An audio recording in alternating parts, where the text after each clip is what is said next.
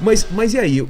Primeiro, antes de falar do Lázaro, como que foi essa chegada? A gente estava conversando aqui antes, né? Que ele veio com... A equipe dele era quantas pessoas? O staff? Eu acho que era mais 5. Todos portugueses? Todos portugueses, né? O Antônio, preparador físico, o Bruno também, preparador físico. Você chamava de cabeça... O cabeça branca é o Luiz Miguel, o cunhado dele. Esse tomava cartão pra caramba, né? Tinha um Formiga. Quem é o Formiga? É o Neres, era um outro auxiliar. Que ele parecia um formiga, cabecinha de formiga. É? E Felipe é um cara super gente boa. Gostava muito do Felipe também. Acho que era só essa turma aí. Eram 5. E o método dos portugueses é um pouco mais fechado, é um pouco mais... Porque você tá falando... É que eu acho que o erro dele, assim, vamos dizer, de gestão... Onde ele errou. Era ele não se adaptar ao futebol brasileiro. Ele dizer assim, eu tenho uma ideia formada... um jeito de fazer e vocês têm que... Exato, foi isso. Porque não é assim que funciona. Foi isso. Exatamente foi isso. Mas vocês tinham a liberdade de falar isso pra ele ou não? Não dá, cara. Ele era a ideia dele fechada, é isso. Mas nem os próprios auxiliares conseguiam passar pra ele a informação. É mesmo? Ele era muito da cabeça dele mesmo. Dele, é isso. Então aí ele começa a se posicionar de uma forma ruim para a imprensa em termos quando a gente perdia. Jogar nas costas dos jogadores, que isso racha o grupo. Aí né? o jogador ficava desconfiado, ficava irritado, né? Porque perdeu, hoje a culpa é nossa. Aí ganhou, o time, esse é o espírito, entende?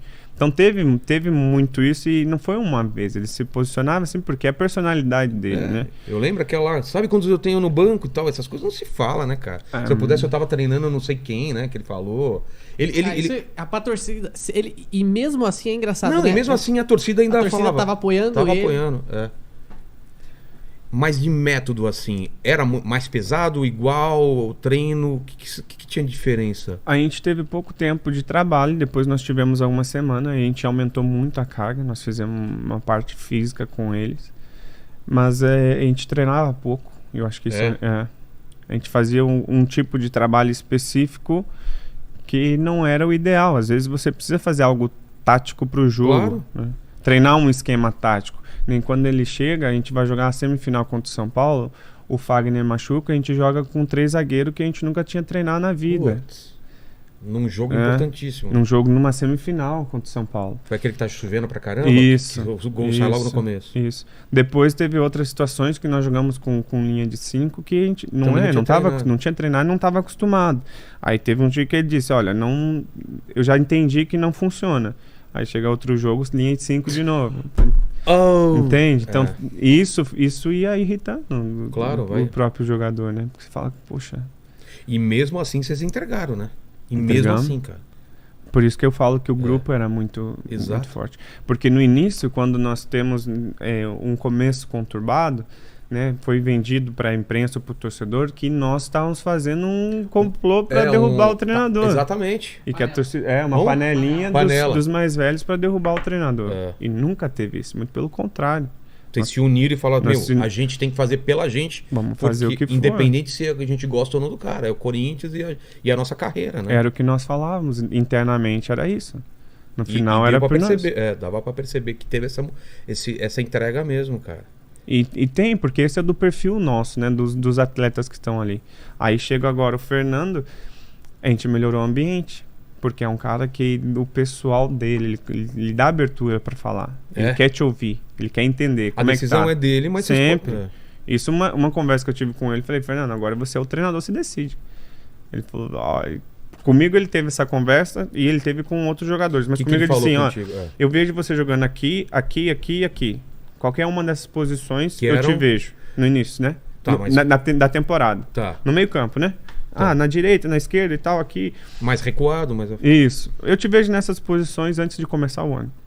Ele falou, você é um cara importante pro time e tudo e tal. Então ele já me passou mais ou menos umas posições.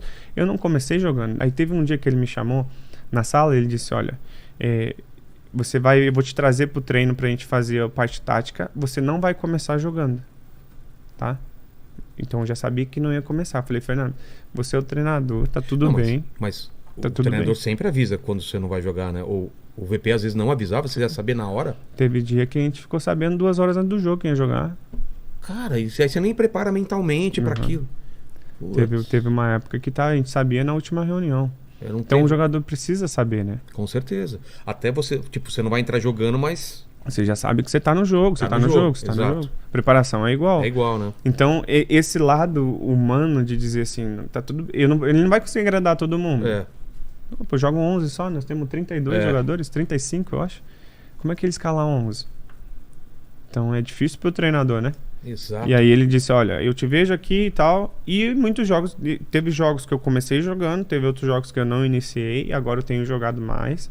Mas ele te dá essa liberdade. É assustador, assim, o que você tá jogando, assim. Você coloca quantos % nas costas desse papo que você teve com o Lázaro e essa mudança aí?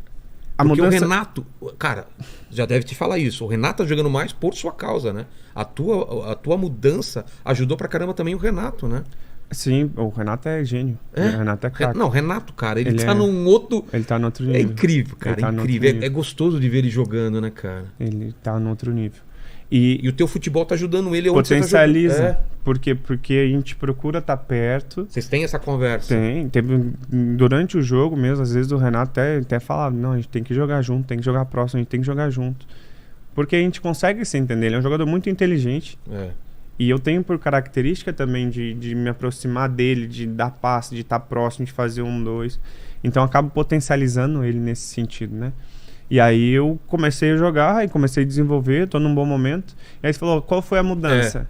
A mudança é você sentir parte do processo, você ter a confiança do treinador.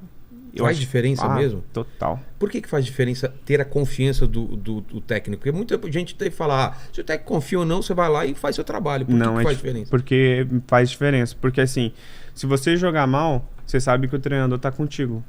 Se você jogar bem, ele continua contigo igual. Então ele não é baseado por um dia bom ou um dia ruim. Ele te conhece e ele conta com você. Ele não joga pra galera, não, né? Hoje você não vai jogar, mas você é importante pro time. Entendi. Então, quando você se sente, tem esse pertencimento, faz toda a diferença. E é isso que nós estamos criando. Nós temos hoje uma base, não tem como, porque o time tem que ser repetido. Isso então é você importante. fala assim, tem uma base. É o que se criticava muito o VP no começo, né? Qual é a base do Corinthians? Não sabia. Não sabia. Isso é importante, né? Então nós temos uma base, mas a gente tem muita qualidade, né? Muitos jogadores de fora que podem estar jogando. E aí depois sempre é a escolha do treinador. Né? Então é importante isso. Você fala assim, ó... Quando você juntar isso, a equipe toda fala assim, cara, ele confia em nós, mesmo que eu esteja no banco, eu sei que ele conta comigo, a visão é outra. E como ele teve papo com você, eu imagino que ele teve com outros jogadores individualmente também. E te falaram assim... Não, ninguém foi. Isso aí a conversa foi cada um privada. Cada um dentro de uma área. Mas você sente que individualmente também as pessoas estão mais satisfeitas de como estão jogando, né? Então, o Roger tá voando. O time tá leve, né? Tá leve. Você vê assim, o time tá leve em termos de desempenho. Vai jogar mal, vai perder também, vai perder. Não estamos aqui. Não, vai. Porque faz parte do jogo. Mas você vê que o ambiente tá bom, o time tá leve, o pessoal tá contente. Então, quando você tá feliz, a performance é automática, melhora, né?